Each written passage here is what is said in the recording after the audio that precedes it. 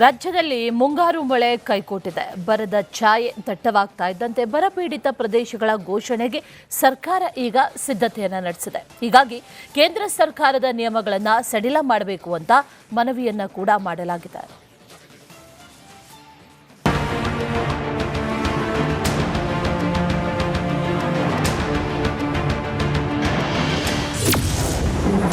ರಾಜ್ಯದಲ್ಲಿ ಭೀಕರ ಬರಗಾಲ, ರೈತರಿಗೆ ಸಂಕಷ್ಟ. ಬರ ಘೋಷಣೆಗೆ ರಾಜ್ಯ ಸರ್ಕಾರ ತಯಾರಿ.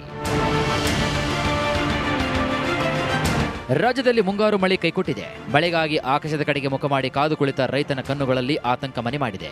ಈಗಾಗಲೇ ಬಿತ್ತನೆ ಮಾಡಿರುವಂತಹ ಅನ್ನದಾತ ಕಂಗಾಲಾಗಿದ್ದಾನೆ. ಜಮೀನುಗಳು ಬರಡು ಭೂಮಿಯಂತಾಗಿದೆ. ಜುಲೈ 20ರವರೆಗೆ ಮುಂಗಾರು ಮಳೆ ವಾಡಿಕೆಗಿಂತ ಒಟ್ಟಾರೆ 39% ಕಡಿಮೆಯಾಗಿದೆ. ರಾಜ್ಯದ ಹಲವು ಜಿಲ್ಲೆಗಳಲ್ಲಿ ಮಳೆಯ ಕೊರತೆ ತಲೆದೂರಿದ್ದು ಬರದ ಛಾಯೆ ಆವರಿಸಿದೆ. ಮುಂಗಾರು ಆರಂಭವಾಗಿ 1 ತಿಂಗಳು 3ನೇ ವಾರವಾಗಿದ್ರೂ ಕೂಡ ಸರಿಯಾಗಿ ಮಳೆಯಾಗಿಲ್ಲ. ಜೂನ್ ತಿಂಗಳಲ್ಲಿ ಬರೋಬ್ಬರಿ 42% ಮಳೆ ಕೊರತೆಯಾಗಿದೆ. ಬಿತ್ತನೆ ಮಾಡಿದ ಅಲ್ಪ ಸ್ವಲ್ಪ ಬೆಳೆ ಜಮೀನಿನಲ್ಲೇ ಕಮರಿ ಹೋಗ್ತಾ ಇದೆ. ಆದರೆ ಉಳಿದ ಜಮೀನಿನಲ್ಲಿ ಉಳುಮೆಯ ಕನಸು ಕಾಣುವಂತಹ ಮೊದಲೇ ಬಿತ್ತನೆ ಅವಧಿ ಮುಗಿತಾ ಇದೆ. ರಾಜ್ಯದಲ್ಲಿ 84 ಲಕ್ಷ ಹೆಕ್ಟೇರ್ ಬಿತ್ತನೆಯಾಗಬೇಕು. ಆದರೆ ಈ ವರ್ಷ 35 ಲಕ್ಷ ಹೆಕ್ಟೇರ್ ಮಾತ್ರ ಬಿತ್ತನೆ ಮಾಡಲಾಗಿದೆ. ಸರಿಯಾದ ಬೆಳೆ ಇಲ್ಲದೆ ಅನ್ನದಾತರು ಕಂಗಾಲಾಗಿದ್ದಾರೆ. ಬಿತ್ತನೆಗೆ ರೆಡಿ ಮಾಡ್ಕೊಂಡಿರ್ತಕ್ಕಂತಹ ರೈತ ತಲೆ ಮೇಲೆ ಕೈ ಹೊತ್ತು ಕುಳ್ತಕ್ಕಂತಹ ಪರಿಸ್ಥಿತಿ ಎದುರಾಗಿದೆ. ವಿಜಯನಗರ ಜಿಲ್ಲೆಯ ಹೊಸಪೇಟೆಯ ಹೊರವಲಯದಲ್ಲಿರ್ತಕ್ಕಂತಹ ಸಡ್ಡೂರು ರಸ್ತೆಯ ರಾಜಾಪುರ ಮಾಗಣಿ ಮತ್ತು ರಾಜಾಪುರ ರಸ್ತೆಯ ಗದ್ದೆಯ ಬಳಿ ಇರ್ತಕ್ಕಂಥದ್ದು ಗಮನಿಸ್ಬೋದು. ಇವತ್ತು ಬಿತ್ತನೆಗೆ ರೈತರು ಸಾಕಷ್ಟು ಸಿದ್ಧತೆಗಳನ್ನು ಮಾಡಿಕೊಳ್ಳಲಾಗಿದೆ. ಆದರೆ ಮಳೆರಾಯನ ಅವಕೃಪೆಯಿಂದಾಗಿ ಇವತ್ತು ಬಿತ್ತನೆ ಆಗದೇ ಇರತಕ್ಕಂಥದ್ದನ್ನು ಗಮನಿಸ್ತೀವಿ. ಮಳೆ ಬೆಳೆ ಇಲ್ಲದೆ ರೈತರು ತಲೆ ಮೇಲೆ ಕೈ ಇಟ್ಟುಕೊಂಡು ಕೂರುವಂತಹ ಪರಿಸ್ಥಿತಿ ನಿರ್ಮಾಣವಾಗಿದೆ. ಮೊದಲ ಹಾಗೂ 2 ಬೆಳೆಗಳ ಜೊತೆಗೆ ಮುಂಗಾರು ಇಲ್ಲದ ಹಿನ್ನೆಲೆಯಲ್ಲಿ ಸೂಕ್ತ ಪರಿಹಾರವನ್ನು ನೀಡುವಂತೆ ಮನವಿ ಮಾಡ್ತಿದ್ದಾರೆ ರೈತರು. ಇಂತಿಂತ ಜಾಗದಲ್ಲಿ ಹೋಗಿದೆ ಅಂತ ಹೇಳ್ಬೇಕಾಯ್ತು. ಅವ್ರು ಹೇಳ್ತಾ ಇಲ್ಲ, ಬಾಯಿನೇ ಬಿಡ್ತಾ ಇಲ್ಲ. ಒಬ್ರುವೆ ಹೆಂಗ್ ಬಿಟ್ರೆ ಹೆಂಗ್ ಹಿಡ್ಕೊಂತ ಅವ್ರಿಗೆ ಏನಾಯ್ತು ಗೊತ್ತಾ? ಇವ್ರನ್ನೇನ್ ನಾವೇನಾರ ಪುಕ್ಸೆಟ್ಟೆ ಕೊಡಿ ಕರೆಂಟ್ ಅಂತ ಕೇಳಿದ್ವಾ? ಪುಕ್ಸೆಟ್ಟೆ ಕೊಡಪ್ಪ ನಮಗ್ ಬಸ್ ಅಂತ ಕೇಳಿದ್ವಾ? ಇವರಾಗೆ ಘೋಷಣೆ ಮಾಡಿ ಜನಗಳು ದಿಕ್ಕಿಡಿಸ್ತಾರೆ. ವೋಟ್ ಹೆಂಗ್ ಹಾಕಿಸ್ಕೋಬೇಕು ಅಂದ್ರೆ ಅದೊಂದು ಬಿಟ್ರೆ ಚಿಂತನೆ ರೈತರ ಬಗ್ಗೆ, ಪಬ್ಲಿಕ್ ಬಗ್ಗೆ ನೋಡ್ರಿ. ಅನ್ನ ಊಟ ಮಾಡೋರೆಲ್ಲ ರೈತರೇ.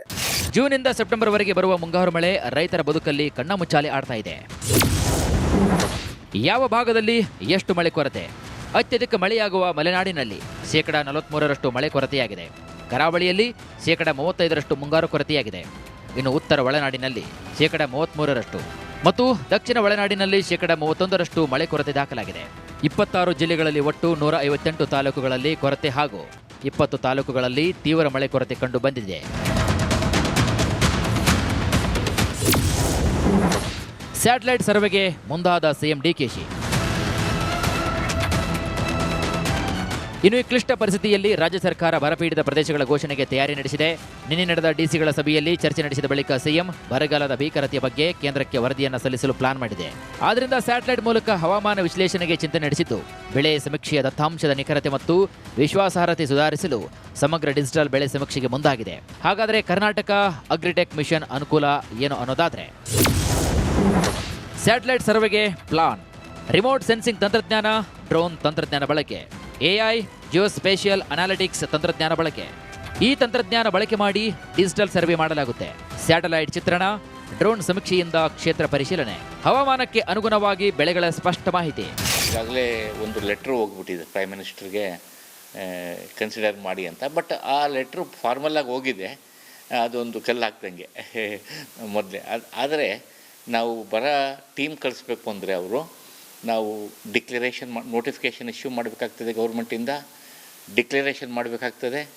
ಡಿಕ್ಲರೇಷನ್ ಆದ ಮೇಲೆ ನಾವು ಇನ್ನೊಂದು ಗ್ರೌಂಡ್ ಟ್ರೂತ್ ವೆರಿಫಿಕೇಷನ್ ಅಂತ ಫೀಲ್ಡ್ ಸರ್ವೆ ಮಾಡಬೇಕು. ಕ್ರಾಪ್ ಎಷ್ಟೆಷ್ಟು ಡ್ಯಾಮೇಜ್ ಆಗಿದೆ ಅಂತ ಅಸೆಸ್ಮೆಂಟ್ ಮಾಡಬೇಕಾಗ್ತದೆ. ಅದು ಆಯಾ ಡಿಸ್ಟಿಕ್ಗಳು ಅಡಿಯಲ್ಲಿ ಆ ಡಿಸ್ಟಿಕ್ಕಲ್ಲಿ ಎಷ್ಟೆಷ್ಟು ಯಾವ ತಾಲೂಕುಗಳಲ್ಲಾಗಿದೆ ಅಂತ ಗ್ರೌಂಡ್ ಟ್ರೂತ್ ವೆರಿಫಿಕೇಷನ್ ಅಂತ ಕರೀತಾರೆ. ರಾಜ್ಯದಲ್ಲಿ ಬರದ ಛಾಯೆ ದಟ್ಟವಾಗ್ತಾ ಇದ್ದಂತೆ ಬರಪೀಡಿತ ಪ್ರದೇಶಗಳ ಘೋಷಣೆಗೆ ಸರ್ಕಾರ ಸಿದ್ಧತೆಯನ್ನು ನಡೆಸಿದೆ. ಹೀಗಾಗಿ ಕೇಂದ್ರ ಸರ್ಕಾರದ ನಿಯಮಗಳನ್ನು ಸಡಿಲ ಮಾಡಬೇಕು ಅಂತ ಮನವಿ ಮಾಡಲಾಗಿದೆ. ಈ 31 ಜಿಲ್ಲೆಗಳಲ್ಲೂ ಕೂಡ ಇವತ್ತು ಬರಗಾಲದ ಪರಿಸ್ಥಿತಿಯನ್ನು ನಾವು ನೋಡ್ತಾ ಇದ್ದೇವೆ. ಕುಡಿಯೋ ನೀರಿಗೆ ಬಹಳಷ್ಟು ತೊಂದರೆ ಆಗಿರ್ತಕ್ಕಂಥದ್ದು. ರಿಸರ್ವಾಯರ್ಸ್ನಲ್ಲಿ ನೀರಿಲ್ಲ ಮತ್ತು ಮಳೆ ಬರೆದಿರೋ ಕಾರಣಕ್ಕಾಗಿ ಬೋರ್ವೆಲ್ಗಳು ರಿಚಾರ್ಜ್ ಆಗೋದಿಲ್ಲ. ಸೊ ಈಗ ಬೋರ್ವೆಲ್ಗಳು ಒಣಗ್ತಾ ಇದೆ. ವಾಟರ್ ಸೋರ್ಸ್ ಎಲ್ಲ ಬತ್ತಿ ಹೋಗ್ತಾ ಇದೆ.